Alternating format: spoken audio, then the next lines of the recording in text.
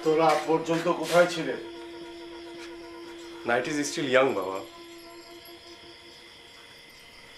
কোনো ভদ্রলোক এত রাত পর্যন্ত রাস্তায় ঘোরে না। আমি ভদ্রলোক না। এসব বন্ধু বান্ধবের সাথে আড্ডাবাজি না করে একটা চাকরির চেষ্টা করলেও তো পারো। চাকরি বাকরির চেষ্টা তো করছি বাবা। সিভি লিখতে লিখতে হাতের আঙ্গুলে কড়া পড়ে গেছে। মামা চাচা জোর ছাড়া এই বাজারে কোনো চাকরি হয় না বাবা। Don't claim others, never.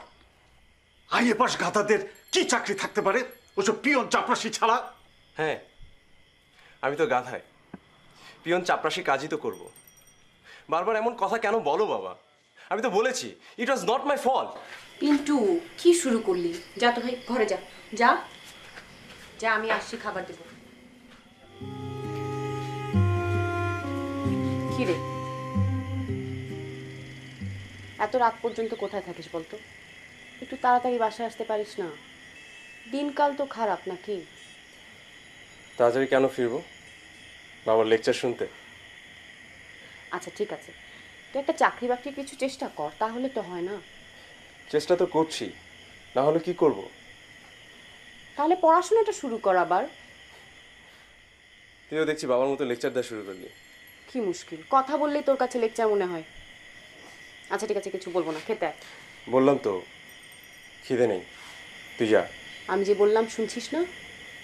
খেতে আয়, খাবার ঠান্ডা হয়ে যাচ্ছে। আয়।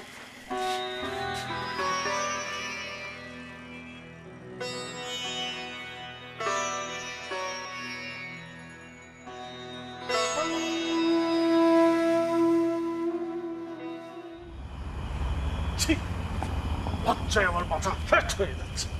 আমার কোনো দোষ নেই। না, তোমার দোষ নেই, সব দোষ আমার। পাড়ার মোড়ে মারামারি করা কোনো দোষের না। ওরা অন্যায়ভাবে চুপ! এক থাপ্পড়ে তোমার 32টা দাঁত ফেলে দেবো। ভাগ্যিস ভাগ্যিস লোপা টাকাটা জোগাড় করেছিল, তা নাহলে কি হতো? হ্যাঁ, কাল সকালে তোমাকে কোর্টে চালান করে দিত। বেয়াদব!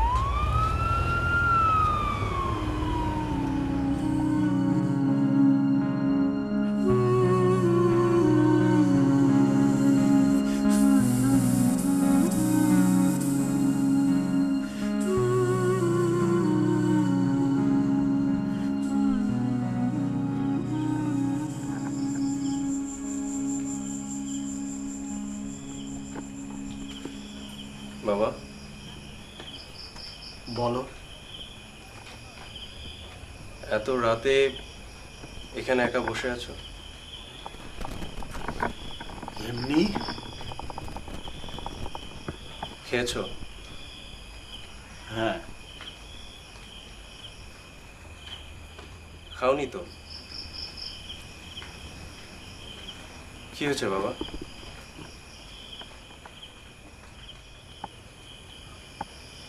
আমি বোধহয় তোদের মানুষ হতে সাহায্য করতে পারিনি। এ কথা কেন বলছো বাবা? রূপা খেয়েছে? না।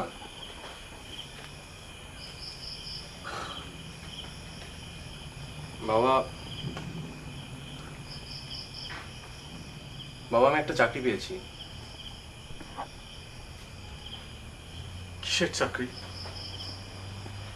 পিয়ন বা কোনো চাপরাশির না, গার্মেন্টসের সুপারভাইজার।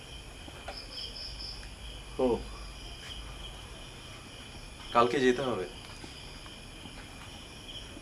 কোথায়? চিটাগংয়ে। ভাবছি প্রাইভেটে এবার বিয়েতে ভর্তি হব।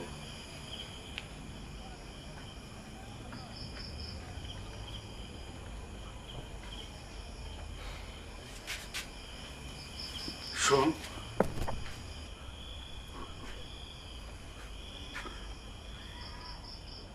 আমি তোদের খুব ভালোবাসি রে বাবা।